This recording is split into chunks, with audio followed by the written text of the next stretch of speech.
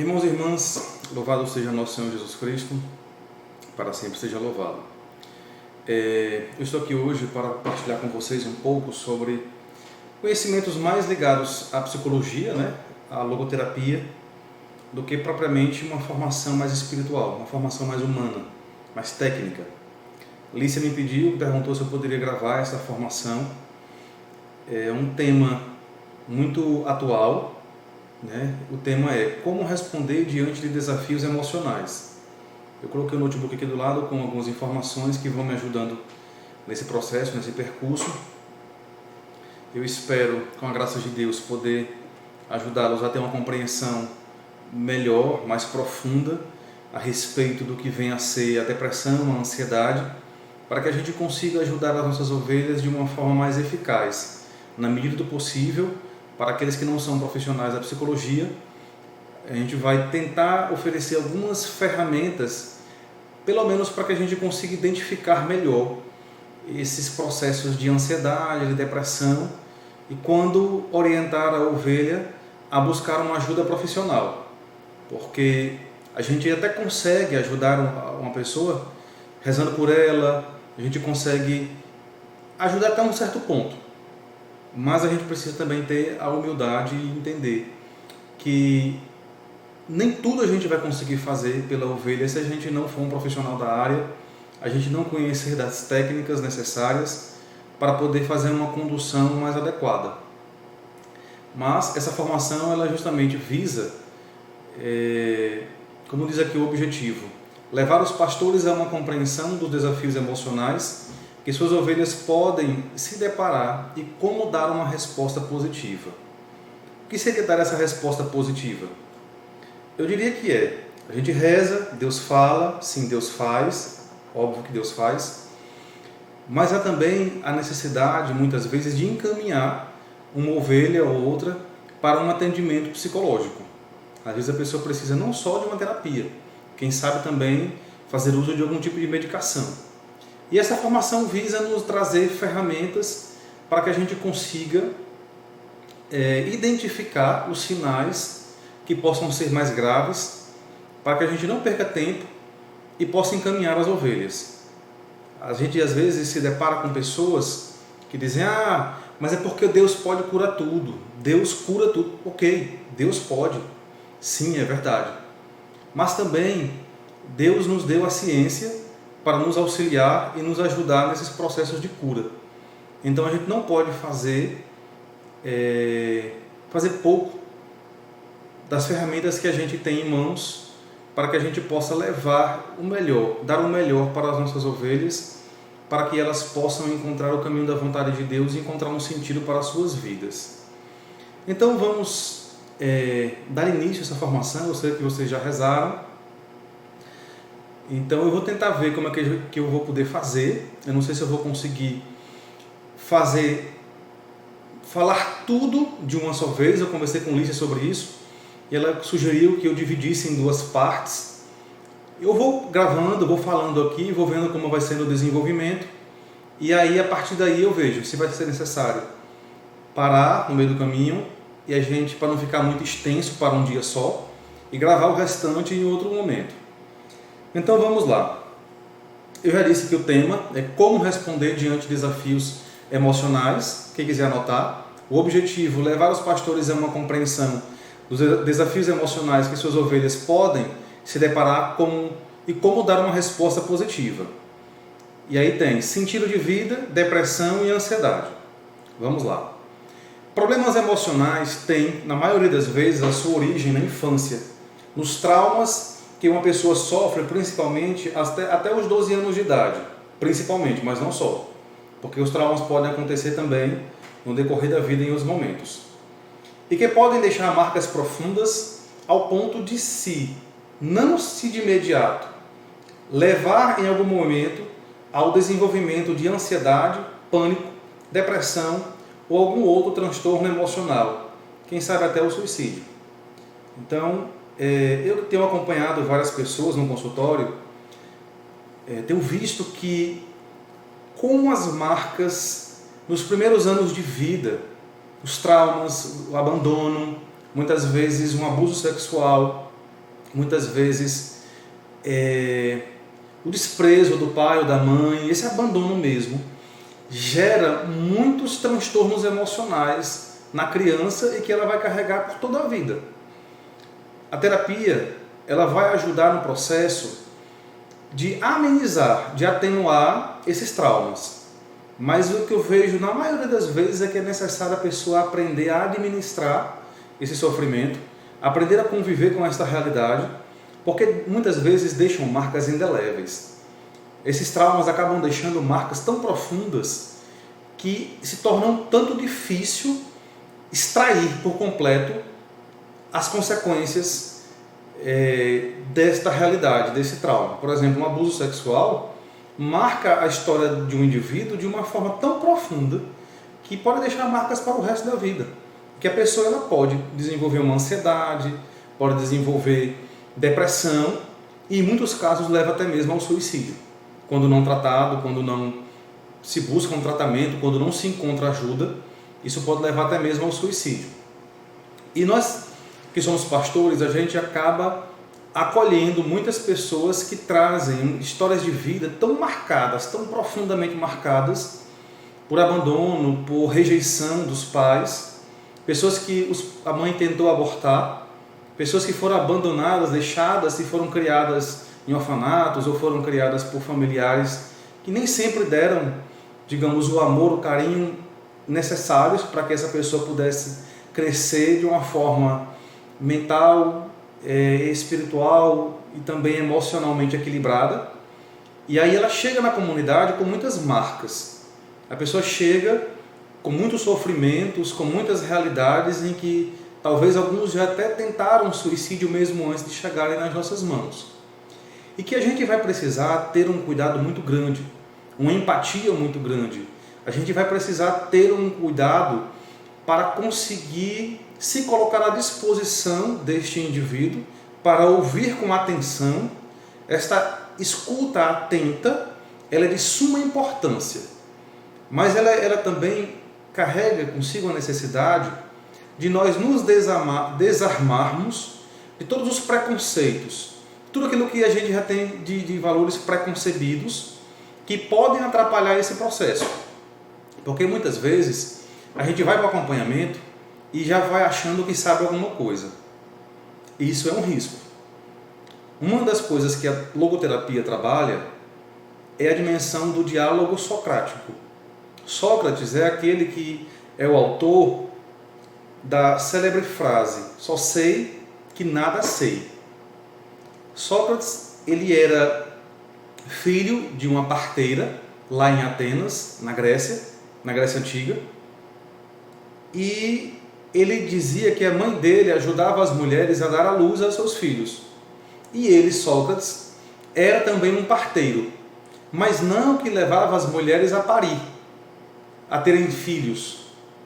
O que Sócrates fazia enquanto parteiro era levar as pessoas a descobrirem que elas mesmas têm as respostas para as dúvidas delas. Ele fazia com que as pessoas dessem à luz a própria verdade. Em que sentido?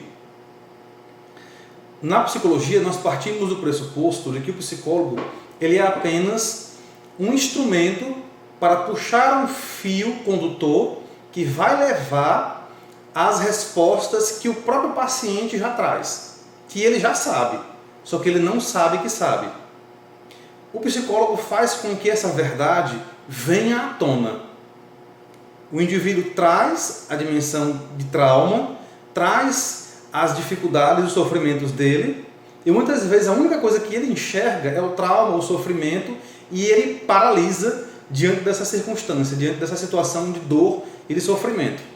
E o psicólogo é aquele que vai, de uma forma muito empática, muito atenta, ouvir o que esse indivíduo tem a dizer, e com toda a atenção, fazendo uso dessa técnica do diálogo socrático, do só sei que nada sei, partindo do princípio de que o psicólogo é ignorante quanto àquela história de vida, porque ele de fato é, então ele vai buscar o conhecimento necessário nas palavras do próprio paciente, do próprio indivíduo, porque a pessoa ela vai dando deixas, sinais, ela vai falando coisas que são importantes a gente estar atento.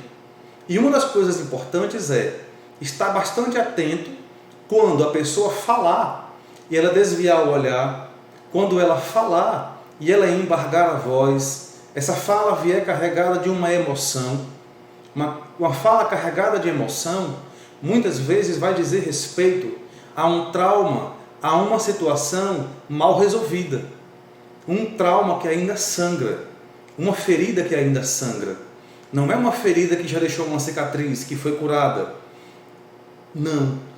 Essa voz embargada, essa emoção que surge muitas vezes, ela está gritando, ali dizendo, aqui é um ponto importante, aqui é um ponto de sensibilidade.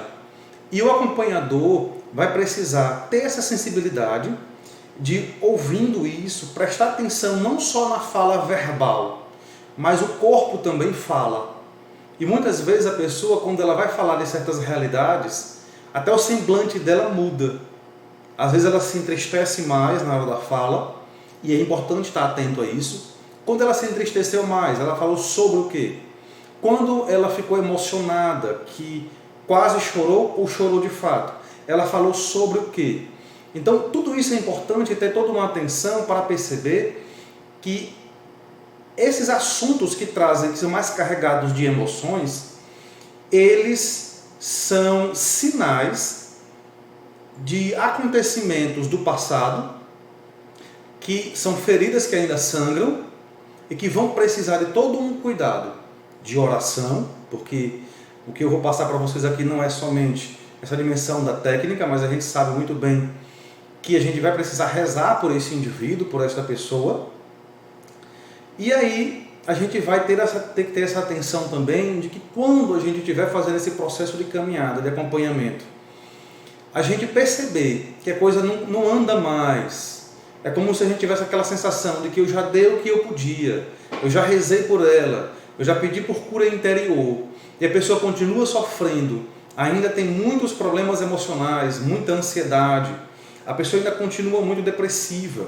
E a gente vai depois descer aqui para identificar quais são esses pontos de ansiedade, de depressão. Aí, quem sabe, seja o momento de a gente encaminhar esta pessoa para um atendimento com um profissional da área da psicologia. Então,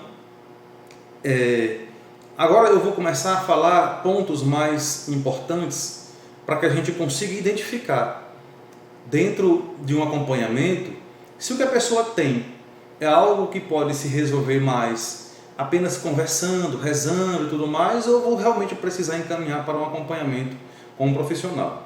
Nós vamos começar pela ansiedade. Quais são, o que provoca a ansiedade? Quais são os sintomas, os principais sintomas fisiológicos, psíquicos, para que a gente possa identificar e perceber o grau de gravidade, para que a gente possa encaminhar essa pessoa o quanto antes para um atendimento psicológico e poder ajudá-la de uma forma mais eficaz e mais eficiente. Então vamos lá. Eu preparei aqui todo um material para a gente ter um roteiro para ir caminhando, até para que eu não me perca e para que eu não fique falando, repetindo muitas vezes a mesma coisa e deixando de falar de outras que também possam ser importantes. O que é ansiedade? Ansiedade é um alerta do corpo que nos ajuda em novos desafios, mas que atrapalha quando se torna rotina, quando é uma coisa que está no nosso dia a dia o tempo todo. É normal, é natural, quando a gente vai fazer uma prova, ficar ansioso. É até bom que isso aconteça. É normal, é natural que quando a gente está numa discussão com uma pessoa, a gente fica um tanto ansioso. É normal, é natural e é bom que isso aconteça. A gente vai aprender a dirigir para tirar a habilitação, vai ficar nervoso. Normal, natural. O que não é normal é quando essa ansiedade foge do nosso controle. Você vai fazer uma prova de vestibular, de concurso, seja o que for, e na noite anterior você já não dorme. Aí já acorda cansado para fazer a prova. Isso não é algo saudável e já foge um pouco da normalidade. Na hora da prova, então, a pessoa começa a ficar com medo, muito ansiosa, perde a concentração, começa a suar frio, sente às vezes náusea, pode sentir dor de barriga, pode sentir calafrios. Isso são sintomas já um tanto mais graves, que aí já precisam sim da ajuda de um profissional para ajudar a diminuir esse processo ansiogênico, né? Esse processo de ansiedade, porque já começa a prejudicar a vida da pessoa. A ansiedade ela é boa e é normal até o ponto que ela não nos prejudica, até o ponto que ela não nos atrapalha de trabalhar, de nos relacionarmos e de fazermos aquilo que está no nosso dia a dia. Se começa a atrapalhar, aí precisa de ajuda.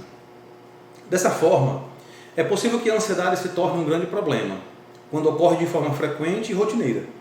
É a partir dessas mudanças emocionais que precisamos ficar alerta para encarar os desafios de superar o incômodo. O que causa a ansiedade?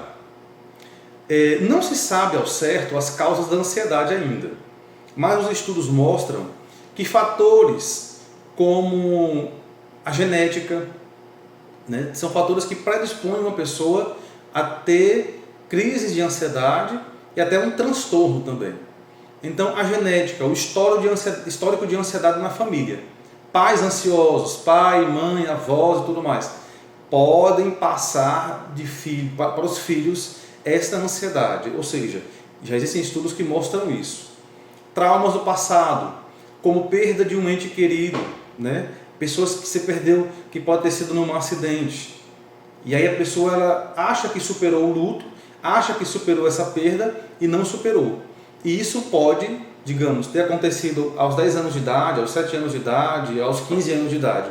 E vir apenas a se manifestar através de uma ansiedade nos 30, 35, 40 anos de idade. Então são realidades que ficaram no passado, mal resolvidas, e a gente foi tendo que passar para frente porque a vida tem que continuar mesmo. E aí chega mais na frente, vem uma crise de ansiedade mais forte e a gente não sabe por que está acontecendo aquilo. Às vezes é por causa dessas realidades mal resolvidas do passado. Problemas na infância, como por exemplo, abuso sexual. Aqui é algo que vai deixar marcas profundíssimas na vida do indivíduo, né?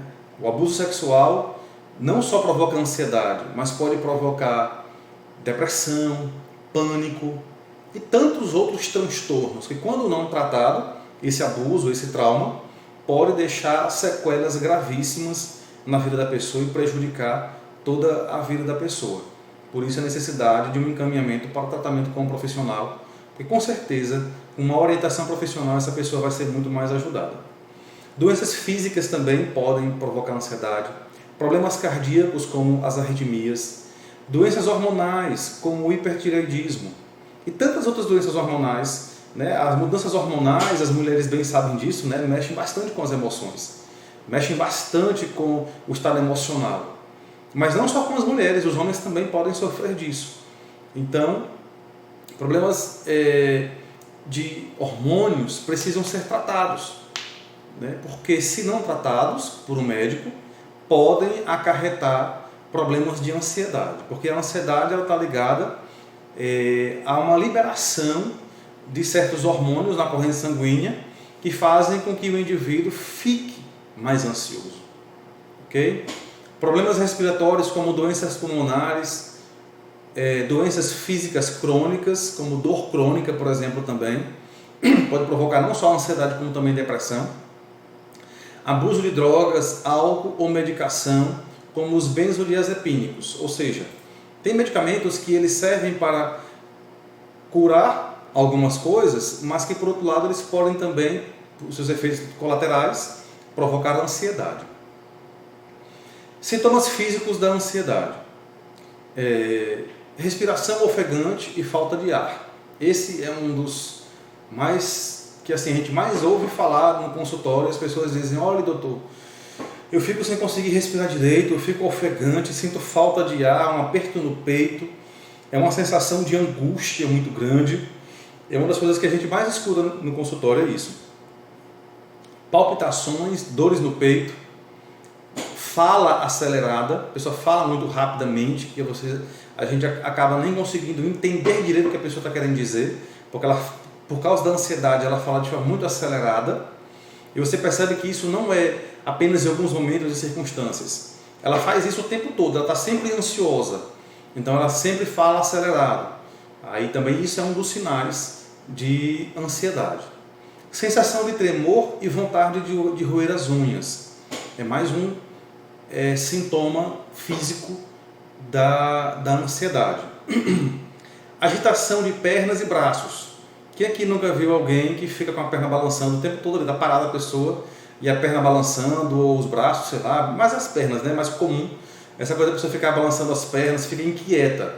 É a síndrome das pernas inquietas. Isso é um sintoma de ansiedade. A cabeça está ali, a pessoa está parada, ela não está falando com ninguém, está quieta, esperando alguém ou alguma outra coisa, uma reunião.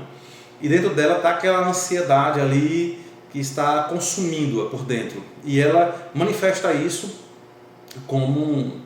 de forma física, com essa síndrome das pernas inquietas. Tensão muscular.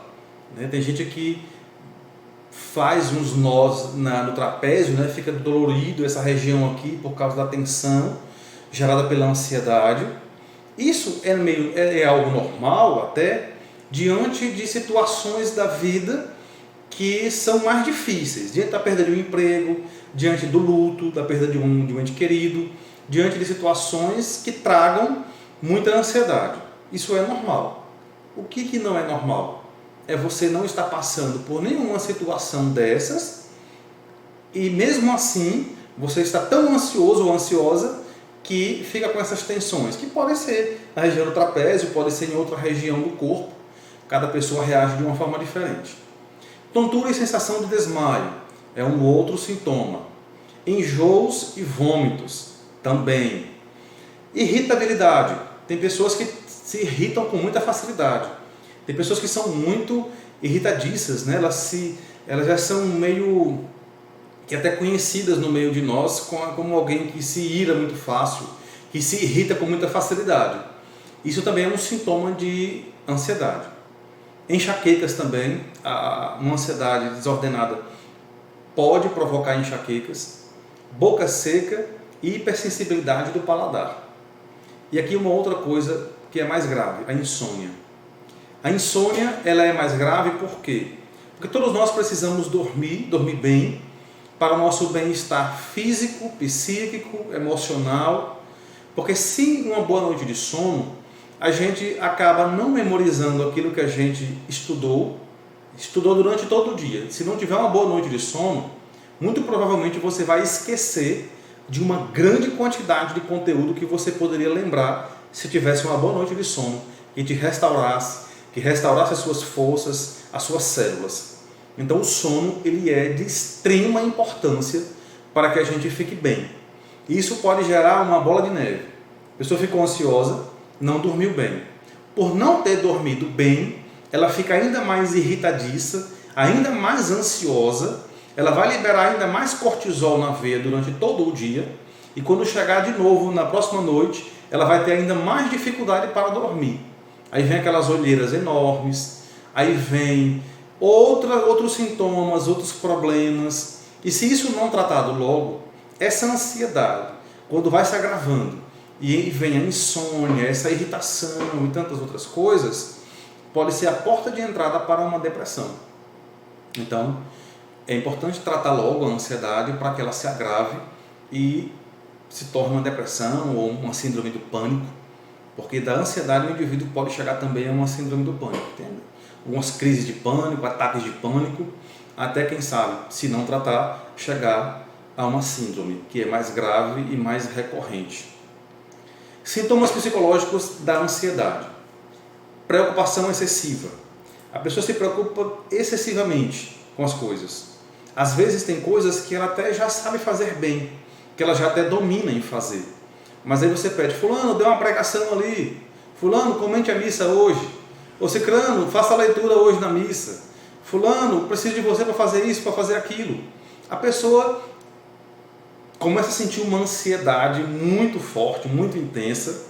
Por exemplo, se a pessoa não está acostumada a dar uma pregação, coordenar uma oração, ou comentar a missa, não está acostumada a fazer, é normal que ela sinta ansiedade, né? Ela vai sentir um pouco de dor de barriga ali, vai sentir boca seca, vai sentir esses sintomas básicos de ansiedade, mas passou o evento, passou aquele momento, ela volta ao normal. O organismo dela reage, ela percebe que aquele momento ali de mais ansiedade já passou e ela fica bem. Ok, tranquilo, isso é completamente normal na vida da gente. O que não seria normal é, por exemplo, alguém nos pedir para dar uma pregação, fazer uma formação e a gente simplesmente não conseguir dormir de noite. Faltam 3 dias a pregação. Aí eu fico 3 dias sem dormir direito, tendo dor de barriga, náusea, aí não. Aí essa ansiedade, ela já não é normal. Ela já tem sinais de que eu preciso de ajuda, que eu preciso de tratamento, porque eu posso até não saber fazer aquilo tão bem. Mas por que tanto medo? Por que tanto medo? Então, é preciso investigar, porque pode haver aí uma preocupação exagerada com a autoimagem, o que nós chamamos em psicologia de narcisismo. A pessoa se preocupa tanto com a autoimagem, ela tem medo de falhar, e por ter tanto medo de falhar e de ter a imagem dela manchada por aquela falha, ela fica extremamente ansiosa, tem medo do que vão pensar a respeito dela, e ela acaba tendo esses sintomas graves de ansiedade, que vão atrapalhar a vida dela. Então, há aí, com certeza, a necessidade de buscar um tratamento. Um outro sintoma psicológico da ansiedade é a dificuldade de concentração. Uma pessoa muito ansiosa, ela tem muitos pensamentos e o pensamento dela fica muito acelerado. Ela pensa muito rápido, ela fica pensando várias coisas ao mesmo tempo, e isso fica o tempo todo consumindo a energia psíquica e física dela. Ela fica emocional, psicológica e fisicamente desgastada. É um desgaste muito grande. A pessoa se cansa com muita facilidade e tem dificuldade para descansar. Esse é um outro sinal também de sintoma psicológico. O nervosismo, medo constante, esse medo constante, a pessoa está o tempo todo com medo, se assusta com facilidade, tem muito medo, medo o tempo todo, medo de coisas simples e principalmente de coisas mais graves, mais complexas. Então, quando vem uma coisa mais complexa, ela perde completamente o controle. Sensação de que pode se perder o controle ou que algo ruim vai acontecer. Normalmente, pessoas muito ansiosas, elas são um pouco catastrofizadoras. A palavra é um pouco difícil de pronunciar, mas é isso. Elas veem catástrofe onde não existe. São pessoas que normalmente, quando veem coisas na televisão, coisas ruins na televisão, muitos assaltos, muitos assassinatos, doenças e coisas como nos dias de hoje de coronavírus, um conselho que eu daria é, não, essas pessoas mais ansiosas, evitar esse bombardeio tão grande de informações, principalmente desses jornais sensacionalistas que só passam coisas ruins. Ficar vendo esses jornais é muito ruim para o psiquismo de qualquer pessoa, até de uma pessoa equilibrada. Que dirá para uma pessoa já mais ansiosa? Uma pessoa que já seja mais ansiosa, ficar vendo essas notícias ruins ajuda ainda mais a desequilibrar esse processo da pessoa. Tira o equilíbrio emocional e psicológico da pessoa. Então há uma grande necessidade de se evitar isso, porque há uma tendência de a pessoa ficar achando que sempre algo ruim vai acontecer a ela ou a alguma pessoa que ela ama. E ela fica o tempo todo preocupada. E normalmente pais e mães que têm esse problema, às vezes acabam tolhendo a liberdade dos filhos, ficam ligando demais quando os filhos saem, se tornam até chatos. Porque prendem demais os filhos e quando os filhos saem ficam ligando, querendo saber onde está, o que está acontecendo e não sei o que, aquela coisa toda. Porque os pais ficam em casa e ficam pensando que vai acontecer algo ruim com os filhos. Então isso é próprio, um sintoma psicológico de pessoas que são muito ansiosas, que têm muito medo de que coisas catastróficas aconteçam. E isso acaba levando também a um desequilíbrio dos pensamentos. A pessoa acaba tendo pensamentos desfuncionais. Ela acaba sempre imaginando que coisas ruins vão acontecer, mesmo que ela não tenha fundamento nenhum para afirmar aquilo, mas ela acredita nisso e isso tira a paz dela, tira o sono dela. Os sinais de ansiedade podem se manifestar psicologicamente e fisicamente, e é preciso ficar atento a esses sintomas para que você possa medir o quanto a ansiedade está incomodando e atrapalhando a sua vida e as suas atividades rotineiras. Ou seja, como eu já disse antes, né? Para que a gente considere que a ansiedade ela é patogênica, que ela é doentia, que ela está provocando uma doença, ela precisa atrapalhar a vida da pessoa. A ansiedade é algo bom e normal. Só precisa de tratamento quando já vem atrapalhando a vida da pessoa. Atrapalha a se concentrar, a estudar, a dormir, a se relacionar. Aí sim precisa de tratamento.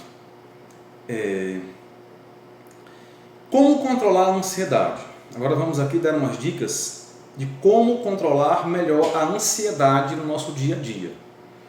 Há algumas estratégias para que você possa praticar que podem ajudar o controle da ansiedade e os seus sintomas. A prática de atividade física regular, né? Fazer atividade física regularmente ajuda o corpo a liberar endorfinas, que são hormônios importantes para a sensação de prazer e bem-estar, que fazem com que a gente diminua a ansiedade. Uma caminhada, uma corrida, andar de bicicleta e tantas outras atividades, principalmente aeróbicas e de preferência ao ar livre.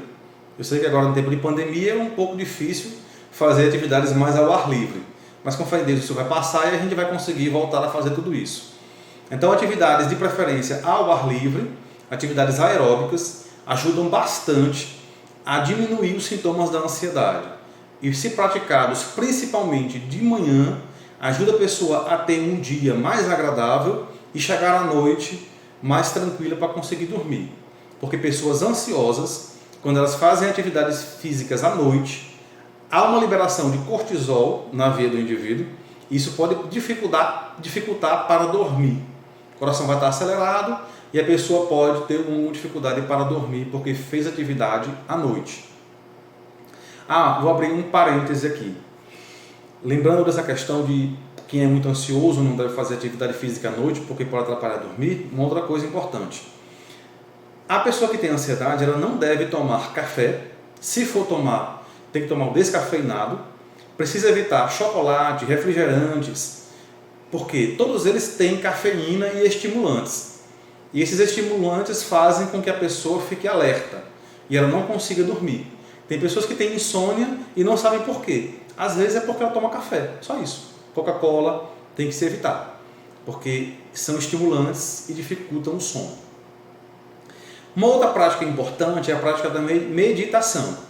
No campo da psicologia, como não se fala de religião praticamente, fala-se de meditação. Aí o pessoal recomenda yoga, recomenda várias outras coisas. Mas como nós somos católicos, a nossa meditação ela vai ser uma meditação da palavra de Deus, através da oração. Então, esse tipo de meditação vai surtir